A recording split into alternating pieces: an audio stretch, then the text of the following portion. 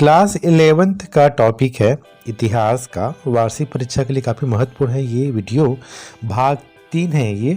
तो पहला क्वेश्चन देखते हैं, क्योंकि मेसोपोटामिया संस्कृति में शहरों का महत्व समझाइए, ये क्वेश्चन है, दीर्घोत्तरीय प्रश्न है। तो इसका आंसर होगा मेसोपोटामिया सभ्यता के प्रमुख 3 नगर थे, इसको याद रखिएगा, बेबीलोन, उरू नगर, ओमारी नगर। मेसोपोटामिया एक प्राचीन सभ्यता है जो इराक में दजला और फरात इन 2 नदियों के बीच की घाटी है, ये वहाँ पर फली फूली है। ये दजला फरात इन नदियों के बीच की घाटी को मेसोपोटामिया कहा जाता है। प्राचीन काल में यहाँ पर 3 सभ्यता फली फूली हैं। तो इसका कारण देखते हैं कि शहरों का क्या क्या महत्व है। पहला देखते हैं शहरों का राजनीतिक वातावरण। लगभग 3000 ईसा पूर्व मेसोपोटामिया में कई शहरों का निर्माण किया गया। शहरों ने अपने राजा और देवता थे और वे एक पूरे नहीं थे, लेकिन एक दूसरे से स्वतंत्र थे। दूसरा देखते हैं कि सिंचाई प्रणाली। मेसोपोटामिया एक बड़े बाढ़ मैदान में था और एक व्यापक कृत्रिम सिंचाई प्रणाली का निर्माण किया, जिसने इसे करीब बड़ी मात्रा में भोजन विकसित करने की अनुमति दी। तीसरा देखते हैं धर्म। मेसोपोटामिया एक बहुदेववादी राष्ट्र था जो यह व्यक्त करता था कि वे कई देवी देवताओं में विश्वास करते थे। हालांकि वे एक ही समय में एक ईश्वरवादी थे, जो इंगित करता है कि कुछ देवता श्रेष्ठ थे या कई देवता एक प्रमुख भगवान के अवतार या दिखावे थे। चौथा देखते हैं सामाजिक वर्ग। मेसोपोटामिया के सामाजिक तबके में 3 महत्वपूर्ण वर्ग थे, सरकारी अधिकारी और रईस और पुजारी शीर्ष पर रहते थे। दूसरा व्यापारी, कारीगर और श्रमिक और किसानों से बना एक वर्ग। सामाजिक श्रृंखला के अंत में युद्ध, बंदी और दास थे। तो कुल मिला के 3 वर्ग थे। कला। मेसोपोटामिया की वस्तुओं ने लोगों के जीवन, रीति रिवाज और विश्वासों को दिखाया, जो आमतौर पर पत्थर, घोंगे, खनिज और जेस्प से बने होते थे। छठा देखते हैं वास्तुकला। मेसोपोटामिया के महलों को बहुत सजाया गया था और हाथी दांत के ठोस फर्नीचर थे। महलों को सामाजिक आर्थिक संस्थानों के रूप में कार्य किया गया था और बाद के समय में गोदामों, कार्यशालाओं और अभ्यारण्यों के रूप में इस्तेमाल किया गया था। 7वां पॉइंट देखते हैं राजनीतिक नियंत्रण। मेसोपोटामिया के दक्षिण राज्य 2350 ईसा पूर्व के आसपास से एकजुट हुए सरगोन की शक्ति के तहत, जो कि अक्कड़, कभी कभी अगाड़े वाले शहर के राजा थे। यहाँ सामान्य भाषा में अकाडियन था। 8वां पॉइंट देखते हैं संस्कृति। इस शहरों की संस्कृति जैसे जैसे मेसोपोटामिया की सभ्यता विकसित हुई, वैसे वैसे उसकी संस्कृति बढ़ती गई। उन्होंने विभिन्न प्रकार के त्योहारों, समारोह, परंपराओं और बहुत कुछ को विकसित किया, जो कई लोगों के जीवन का एक महत्वपूर्ण हिस्सा बन गया। तो कुल मिला के यहाँ पर 8 पॉइंट आप दिखा सकते हैं कि मेसोपोटामिया सभ्यता की जो महत्व है वो इनसे अछूते नहीं रहे हैं।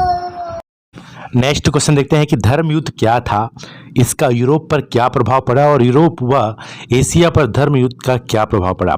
तो इसका आंसर होगा, धर्म युद्ध के बारे में जान लेते हैं कि यूरोप के ईसाइयों ने 1095 और 1291 के बीच अपने धर्म की पवित्र भूमि फिलिस्तीन और उसकी राजधानी जेरूसलम में स्थित ईसा की समाधि का गिरजाघर मुसलमानों से छीनने और अपने अधिकारों में करने के प्रयास में जो युद्ध किए, धर्म युद्ध या क्रूसेड कहा जाता है।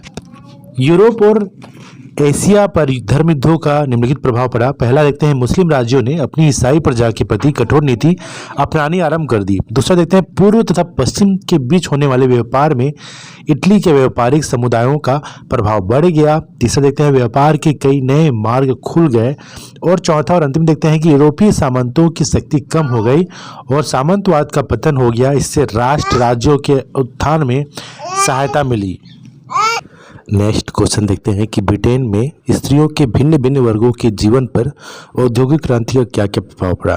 तो इसका आंसर होगा, ब्रिटेन में औद्योगिक क्रांति से पूर्व महिलाएं खेतों के काम में सक्रिय रूप से सहयोग करती थी। पशुओं का पालन पोषण उन्हीं के द्वारा होता था। बच्चों की देखरेख व खाना पकाने का काम उन्हीं के हाथों संपन्न होता था। सूत काटना भी उन्हें आता। घर के खर्च के लिए स्त्रियों को मजदूरी भी करनी पड़ती थी। लेकिन औद्योगिकरण के कारण ब्रिटेन में पुरुष श्रमिकों के साथ स्त्रियों एवं बच्चों की भी हालत और ज़्यादा खराब हो गई। उद्योगपति स्त्रियों को पुरुषों की अपेक्षा शीघ्र काम पर रख लेते थे, क्योंकि वे इतनी सशक्त नहीं होती थी कि संगठन बनाकर उनके अत्याचारों और शोषणवादी प्रवृत्ति की खिलाफत कर सके। वे इतनी सक्षम भी नहीं थी कि वे हिंसात्मक रूप से आंदोलन भी कर सके।